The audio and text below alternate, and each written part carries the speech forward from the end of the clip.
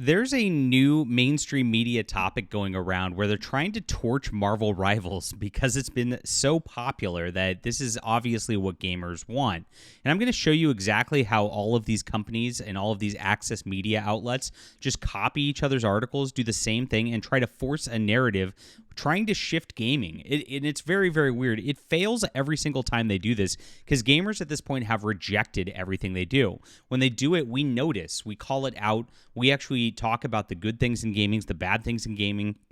And obviously, Marvel Rivals has just hit upon something that gamers want. Fun gameplay. It's designed the Marvel characters very, very well. And the thing about Marvel that's beautiful is there are a lot of characters. There are a lot of choices. You can kind of play what you want. And since they have a lot of different heroes in it already, and gosh, there's even more that I do want in the game, it's absolutely crazy that people are saying that this is the case right now.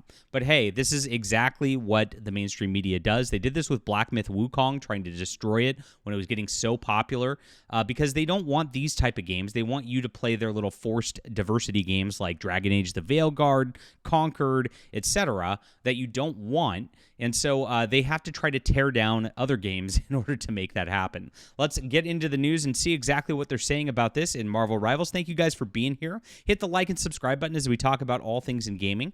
And I would love for you to get on my newsletter. I am a comic book writer, a science fiction and fantasy writer. I give you 3 free books for signing up for my newsletter: a fantasy novel, a science fiction novel, and a full 66-page graphic novel, which is my superhero universe. I've got a bunch of superheroes in my universe that are a lot of fun. And if you like the way that Marvel used to be before they went woke and all that, that's another aside. If you haven't been paying attention to comics in recent years, you'll enjoy my comics, guys. So check it out. It's really, really good. And this is the start of my universe right here, Volume 1 of Flying Sparks.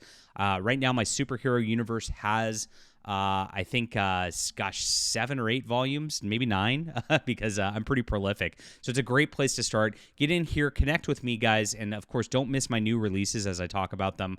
Like I said, I'm a prolific writer, and you're going to have a lot of fun with this stuff if you like old Marvel. It's in the description below. Thank you guys for signing up and being there and supporting my artistic work. I really appreciate you, as we don't get discussed by these mainstream media outlets. It's a lot of fun. So Marvel Rivals has arrived with one hell of an impact, as they say. Yes. But as the dust clears, some of its obvious flaws are plain to see. Listen, look at this. You see the agenda immediately. Our agenda is tear down this game that people love. Now, instead of just talking about why people love it and things like that, we covered, of course, the Fantastic Four design, which was just beautiful and it was wonderful. The fact that Nexus Mods is actually censoring people's mods for the games because people are loving this game so much, they're making mods of it. Marvel Rivals has really triggered the woke just by existing and being what classic Marvel used to be. It's really sad. The lack of a role queue is a major omission, and it's already making effective team play an impossibility when playing with strangers. Unless you want to switch to Vanguard or Strategist of your own accord to salvage an ailing match, you'll end up losing. Now, I've never had this problem, guys, because believe it or not, I actually love to play the healer classes in games. When I played in World of Warcraft, I was probably the top healer on my server as a horde, and so that was a lot of fun. And, it is a different role. You are doing something different. A lot of people don't necessarily like that role. It is something with these games that is very, very important to do.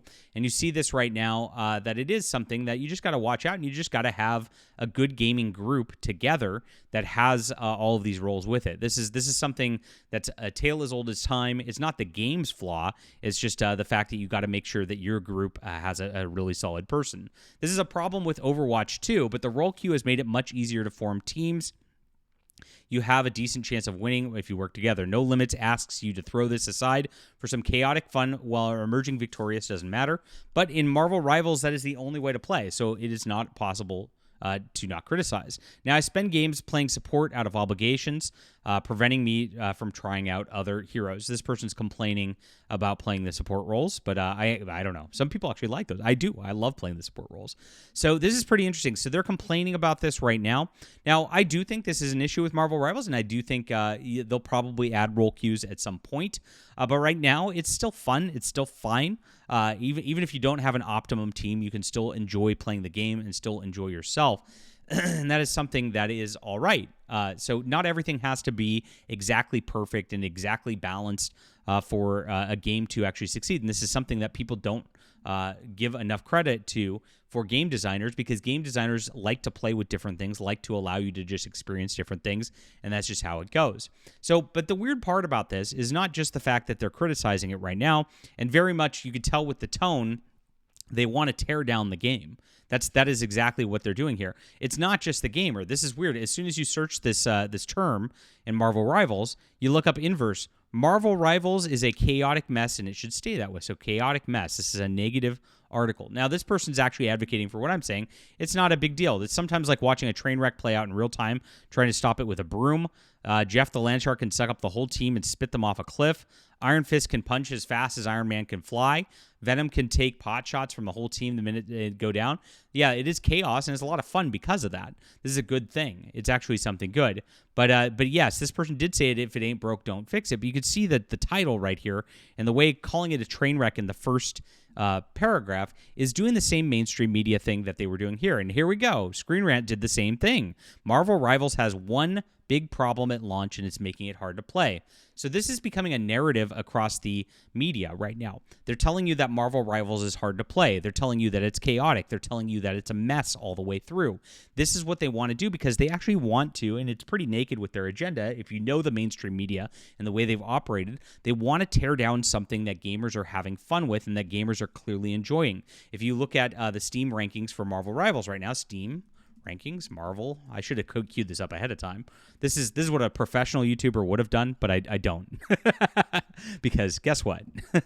I'm not a professional YouTuber. You've got 259,000 players playing right now. It's a Monday morning at 9:30 a.m. Pacific right now. That's pretty crazy. You could see just the waves here. It goes up to 400,000 during off hours every single day, and it just is trucking along. Look at this curve. It's actually picking up since December 27th. Everybody kind of checked out for Christmas and then went right back to playing it. This game's so popular and is just crushing it all the way along. And they don't like this. The odd part about these gaming news outlets is they actually hate gamers, and they hate things that gamers have fun with. And so they want to tear it down every single time because it's about their agenda, and it is happening over and over and over again. And I'm going to keep calling it out until these news outlets just go bye-bye, because Kotaku, the PC Gamer, The Gamer, all of them just need to go away and just make way for modern media that actually cares about games and cares about gamers. Look at this.